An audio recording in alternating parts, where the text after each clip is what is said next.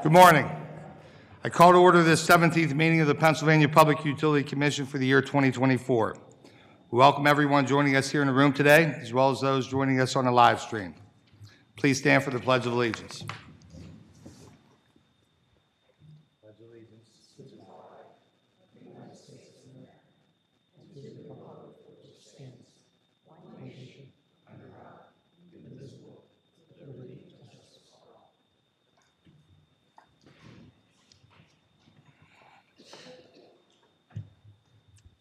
At today's meeting, which is open to the public, the Commission will act on various matters. Since adequate forms have been made available for public participation in cases before the Commission, there's no opportunity for the public to address the Commission at this public meeting. The public meeting motions, statements, and video will be available on the Commission's website later today. I will note the participation of all 5 Commissioners today. Commissioner Coleman is joining us virtually. The first matter on this morning's agenda is the approval of the minutes of the meeting of October 10th, 2024. I would like to recognize Commissioner Zerfas as the editor of the minutes. Commissioner Zerfas. Thank you, Mr. Chairman. I have reviewed the minutes of the October 10, 2024 public meeting and move that they be approved as submitted. You've heard the motion by Commissioner Zerfas. Is there a second? Second. Seconded by Vice Chair Barrow. Any discussion? Hearing none. All those in favor, please say aye. Aye. Aye. Those opposed, no. The ayes have it. The minutes are approved by a vote of 5-0. Before we begin our presentation, I will note that this was a meeting that we added to our regular agenda. We are considering a couple of rate cases today. That is because of our statutory requirement of having a 9-month review period is the reason we added this meeting. And with that, Madam Chair, the floor is yours. Or, not Madam Chair, Madam Secretary, I guess. Thank you, Mr. Chairman. I appreciate that. Good morning, Mr. Chairman and Commissioner. Your various bureaus and offices recommend the following agenda items for your consideration. Therefore, let us begin on page 1 with matters presented by Director Hafner in the Office of Special Assistance. It is recommended that the Commission adopt the proposed opinion and order in the tariff supplement and rate proposal filed by the Columbia Gas Company of Pennsylvania. Is there a motion to consider the staff recommendation? Motion made by Commissioner Zerfas, seconded by Commissioner Yanora. Any discussion? I do have a statement in this matter. I will submit my statement to the record in its entirety, but I did want to highlight a few points of it. I'd like to take this opportunity to commend the parties for reaching a partial settlement in this case, and to Commission staff for their hard work in addressing complex issues in a timely manner, with the result of presenting an outcome that I believe is reasonable. The only contested issue in this rate case pertains to Columbia's request for a municipal levelization charge, or an MLC. The purpose of the MLC is to charge higher rates on Columbia's customers that live in municipalities that the company believes have excessive restoration fees. The MLC also seeks to reward customers living in municipalities that Columbia has identified as having favorable restoration fees. These customers will be provided a bill credit. This is the first time that I have seen this type of proposed rate. I'm disheartened to know that the rate-making process was used as a vehicle to attempt to persuade municipalities to change their restoration standards and fees. Using rates to approach this issue is not appropriate. What Columbia perceives to be excessive restoration standard may differ from another utility's perspective, since there is no statewide standard concerning restoration fees. What is thought to be excessive is in the eye of the beholder, and the standard could widely vary from utility to utility. Additionally, the record in this case established that Columbia has already reflected local paving and restoration costs in its underlying revenue requirement. On the other hand, restoration fees imposed on utilities should not be used by a municipality to bolster its revenue. Municipal restoration fees are not an appropriate tool to balance a municipal budget. I also wish to note that a municipality's taxpayers are also the utility's customers. If excessive restoration fees are imposed on a utility, that utility may seek cost recovery for such fees on its rate base. Tempering the cost of restoration fees is especially crucial as Pennsylvania's utilities, like Columbia, seek to replace aging infrastructure. Balancing municipal budgets at the cost of upgrading at-risk natural gas infrastructure is not is not in the interest of public safety. For these reasons, this issue is best addressed by the legislature. Any further comments? Mr. Chairman, I would like to associate myself with your comments. Thank you. Any further comments? Hearing none, all those in favor say aye. Aye. Those opposed, no. The ayes have it. The matter passes by a vote of 5-0. Madam Secretary. Turning to page 2, in matters presented by Chief ALJ Rainey and the Office of Administrative Law Judge, it is recommended that the Commission adopt the initial decision of ALJ Brady in the formal complaint of Nettie Lawrence versus the Philadelphia Gas Works. Is there a motion to consider the staff recommendation? So moved. Is there a second? Second. Motion made by Commissioner Yanora, seconded by Vice Chair Barrow. Any discussion? I do have a motion, a joint motion with the Vice Chair in this matter. I ask the Vice Chair to chair the meeting. Chairman DeFrank, you're recognized for purposes of our motion. Thank you. Before the Commission is the complaint of Nettie Lawrence, complainant against Philadelphia Gas Works, or PGW, filed on November 16, 2023. The complainant alleges the PGW is threatening to, or already has, shut off service, that she would like a payment agreement, and that she is having a reliability, safety, and quality problem with utility service. The record in this case shows that the complainant failed to appear at the originally scheduled hearing on January 30th, 2024. The hearing was then rescheduled for April 3rd, 2024, where the complainant did attend, and the parties agreed to have the meter tested. Consequently, the hearing was then rescheduled again to April 30th, 2024.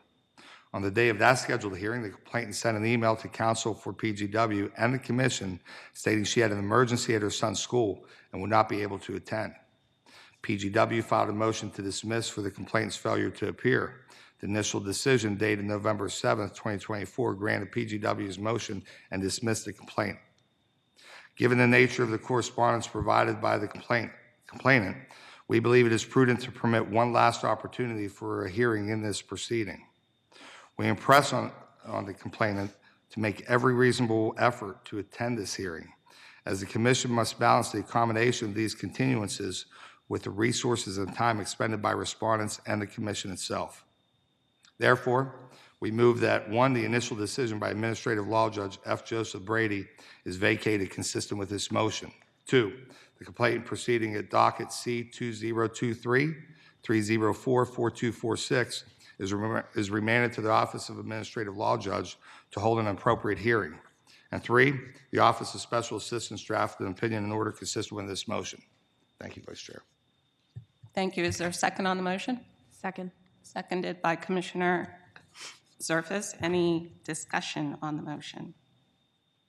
Hearing none. All those in favor say aye. Aye. Aye. Any objections? Hearing none. On final adoption, is there any objection to using the previous roll call?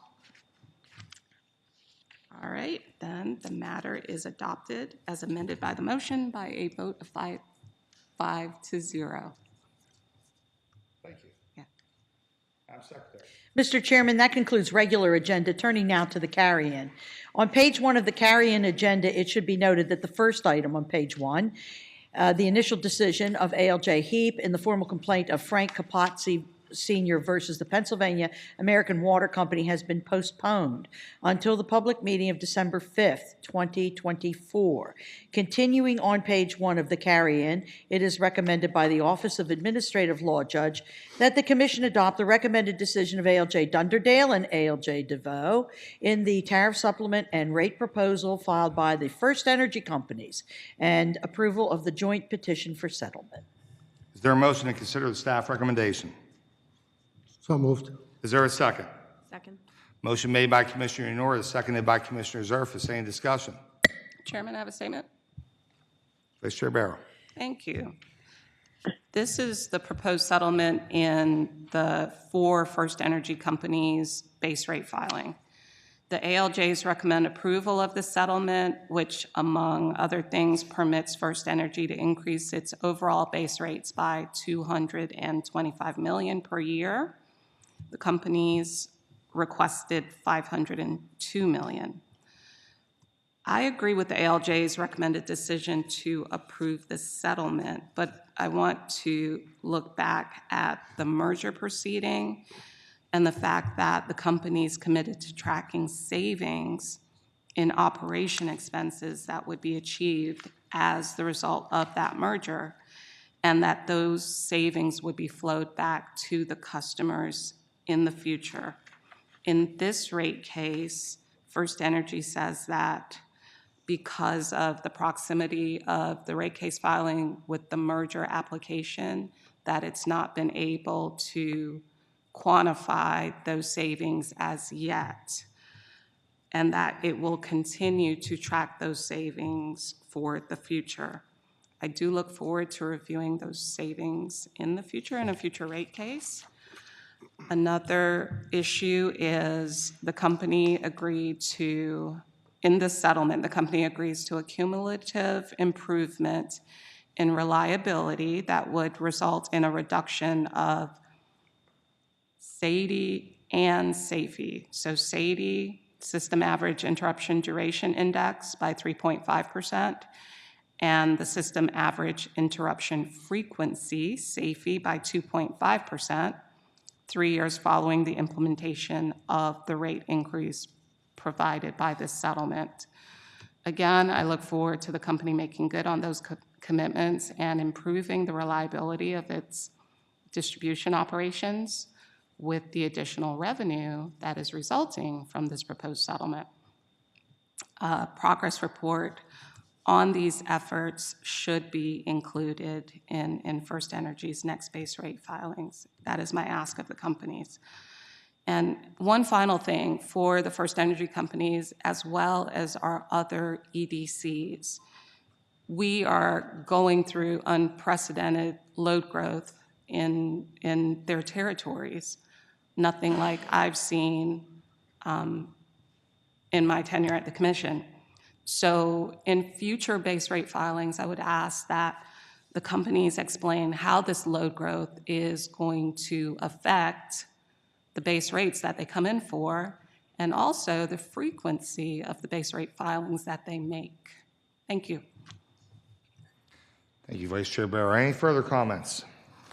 I do have a statement in this matter. I ask my statement be entered into the record as though I read it in its entirety. Before the Commission is a general rate case increase filing made by First Energy Pennsylvania Electric Company, or First Energy. This is the first rate case filed by First Energy since the Commission approved the consolidation of its 4 separate operating companies into one legal entity. Now the names of those 4 former operating companies represent rate districts throughout the Commonwealth consolidated underneath the First Energy umbrella. First Energy filed the instant rate proceeding on April 2nd, 2024. That filing sought an overall increase of annual revenues of $503.8 million, or 34% of the for its approximately 2 million customers in the Commonwealth. On September 13th, 2024, First Energy, on behalf of all signatories, filed a petition for joint settlement. So the signatories to the settlement include First Energy, I&E, OCA, OSBA, CAUS, Walmart, large industrial users, UWUA Local 102, IBEW Local 459, and IBEW Local 777. The settlement proposes an increase of $225 million among the 4 rate districts, or 15%. Consequently, the instant settlement reduces the overall revenue increase for First Energy from $503.8 million to $225, or a reduction of over 55% from its original request. Further, the settlement includes a number of terms which I believe are in the public interest. I've highlighted them in my official statement. Some of the examples of these positive settlement terms include a rate case filing stay out until the second quarter of 2026 at the earliest, increased hardship fund matching contributions of $2 million for the first 3 years and $500,000 moving forward thereafter, along with a max hardship fund grant amount increase to $600, up from the existing $500. A one-time bill credit of $13.6 million spread across its 4 rate districts. First Energy will implement a process whereby it will utilize LIHEAP data from the Department of Human Services to meaningfully improve enrollment and retention in its universal service programs, simplify paperwork, and reduce duplicative administrative costs. First Energy will initiate work with interested stakeholders to develop an electric vehicle distribution rate. And finally, First Energy commits to improving its service reliability metrics. committing to a reduction in interruption duration and frequency metrics of 3.5% and 2.5% respectively. First Energy's last rate case was decided by the Commission in January of 2017. Given the investments made and the time period elapsed since First Energy's last rate case, I believe the rate proposals, along with the various terms contained in the settlement, constitute a fair and reasonable outcome. I also take this opportunity to encourage First Energy to not only meet the reliability commitments in this settlement, but to strive to exceed those improvements. Finally, I would like to commend all the active parties in this proceeding and the Commission staff involved for their diligent work in navigating a complex docket to a prudent outcome. This filing essentially involves 4 separate rate cases, and that detail is not lost upon me. Any further comments? Chairman? Madam Secretary, please enter my prior statement as though read in its entirety. I was going to ask you. Thank you. Any further comments? Hearing none, all those in favor say aye. Aye. Aye. Those opposed, no. The ayes have it by a vote of 5-0. Madam Secretary. Mr. Chairman and Commissioners, that concludes all items to be considered today. Thank you. Before we adjourn today, I would like to recognize Commissioner Yanora for remarks on Critical Infrastructure Month. Commissioner Thank you, Yanora. Chairman. As we observe National Critical Infrastructure Security and Resilience Month, we are reminded of the essential role utility infrastructure plays in our lives, from powering our homes and businesses to ensuring clean water and robust communication networks. These systems form the foundation of our communities. This year's theme, Resolve to be Resilient, invites us to reflect on truly means to be prepared and resilient. The Commission remains steadfast in its commitment to providing the tools, resources to protect our critical infrastructure by investing in our infrastructure, strengthening our partnerships, fostering our culture and preparedness, and we can ensure the Pennsylvania utilities remain strong, secure, and reliable. Thank you. Thank you, Commissioner Yanora. I would also like to take an opportunity to acknowledge the Commission's Director of Administration, our very own Bob Gramola, for receiving the McMillian-Hurst Award, recognizing him as a top referee in the Lebanon-Lancaster Football League. Bob is retiring after 40 years of officiating. In that time, Bob got to referee a number of future pros like Kerry Collins, LaShawn McCoy, and Michael Parsons, to name a few. The McMillian-Hurst Award is granted to recognize good officiating, strong understanding of the rules of football, and improving the overall caliber of the Lancaster-Lebanon League. Bob also received the award in 1993 and 2005, making him the only 3-time winner. So congratulations, Bob, on your recognition and contribution to youth sports here in Pennsylvania.